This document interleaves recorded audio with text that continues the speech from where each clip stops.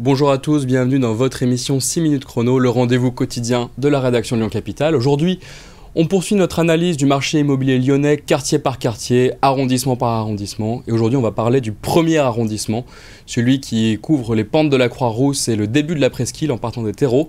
Pour cela, nous recevons un spécialiste du secteur, le directeur de l'agence O'Neill Immobilier, Tony Balsamo. Bonjour Tony Balsamo. Bonjour et merci de me recevoir. Avec plaisir. Alors, rentrons dans le vif du sujet. Quelles sont les caractéristiques du marché immobilier du premier arrondissement, s'il vous plaît? Bien, tout d'abord, le premier arrondissement, qu'on appelle aussi les pentes de la Croix-Rousse, démarre de la place justement de la Croix-Rousse pour descendre ensuite donc jusqu'à l'église Saint-Nizier. Donc vous avez le Rhône d'un côté, la Saône de l'autre. Donc pas mal d'ambiances différentes. Donc ce sont principalement des immeubles anciens, donc de type Canut, avec une ambiance pierre, bois et de jolis volumes. Il n'est pas rare d'avoir des appartements avec une hauteur entre 3 mètres voire 4 mètres.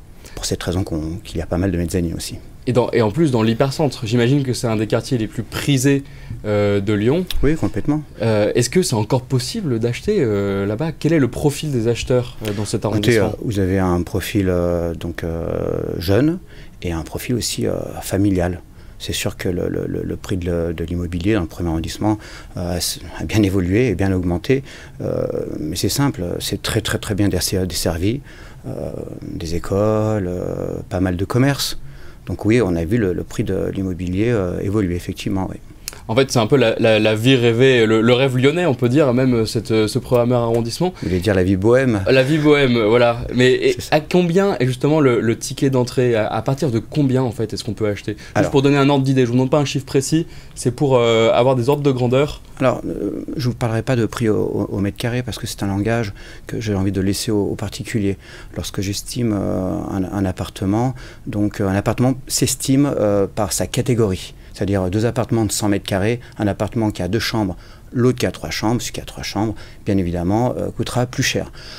J'ai envie de vous dire, pour un T3, aujourd'hui, à partir de 350 360 000 euros, on peut commencer à trouver un T3, ça sera peut-être pas le plus calme. Voilà. C'est une question d'ailleurs que se posent souvent les gens qui se projettent dans le premier arrondissement. Est-ce qu'il n'y a pas trop de nuisances sonores? Parce que c'est aussi le quartier où on fait la fête à Lyon, avec des rues dédiées, avec des bars, des boîtes de nuit, une ambiance certaine. Mais est-ce qu'il y a des endroits plus tranquilles dans le premier arrondissement? Oui, alors c'est vrai que c'est un quartier qui est assez vivant sur le bas des pentes de la Croix-Rousse. Oui, vous faites référence certainement au pub, au restaurant. Mais écoutez, il y a de la vie. Donc on vient dans le premier arrondissement pour cette raison aussi. Si vous voulez du calme, écoutez, depuis peu, c'est vraiment possible, puisque nos chers politiciens, donc on fermait pas mal, on bloquait pas mal de routes, notamment la montée Saint-Sébastien, celle qui est au niveau donc du métro Croix-Paquet et la rue des Capucins. Donc on a vu vraiment notre quartier devenir très calme. Donc j'ai envie de vous dire, les rues qui ont vraiment évolué, la montée Saint-Sébastien, qui offre une vue panoramique sur tout Lyon, qui était très bruyante à l'époque et désormais assez calme. Alors justement, c'est une vraie question, ça, la diminution des voitures par le réaménagement du plan de circulation, c'est plutôt un atout ou un inconvénient du point de vue immobilier? Comment est-ce que ça fait évoluer les Là est la question, c'est un peu tôt, ceux qui habitent le quartier ne s'en plaignent pas, sauf si bien évidemment vous habitez le quartier et que vous travaillez à 30 km de Lyon. Lorsque vous rentrez chez vous, il faut trouver une place. Voilà, les parkings coûtent très cher à la location. Donc c'est encore le sujet, demander aux gens de partir à 30 km de chez eux en bus ou en train.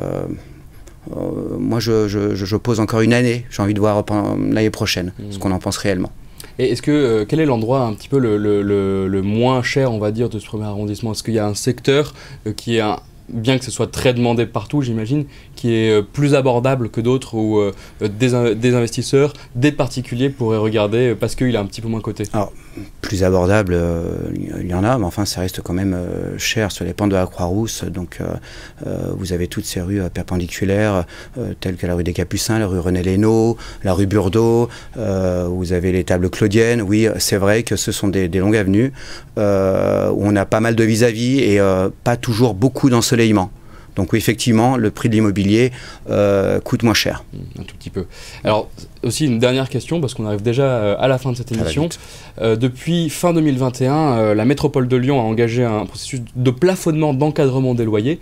Est-ce que, alors vous qui ne faites pas de location directe, je crois, vous avez senti un report de propriétaires qui, ne voulant plus mettre leurs biens en location, souhaitent finalement le vendre? Est-ce que vous le sentez dans le premier, qui a été le premier arrondissement qui a été particulièrement visé, je crois? Écoutez, moi indirectement, je le ressens de toute manière, puisque j'ai une clientèle d'investisseurs qui, eux, quand même, investissent beaucoup moins cher et beaucoup moins rapidement qu'avant. Mais je crois qu'on n'a pas encore bien saisi les règles de cette réglementation. Voilà, parce que vous avez la location pure et simple annuelle, et, la location aussi Airbnb, ou la location meublée, courte durée, donc tout ça est un peu vaste, mais ça a freiné le marché et le coût du prix du mètre carré, ouais, effectivement. Merci pour cette analyse et merci pour être venu sur notre plateau. Quant à vous, je vous remercie d'avoir suivi cette émission. Vous pouvez retrouver tous les détails du premier arrondissement et les analyses du marché lyonnais sur le site de l'actualité lyonnaise, lyoncapital.fr. À très bientôt.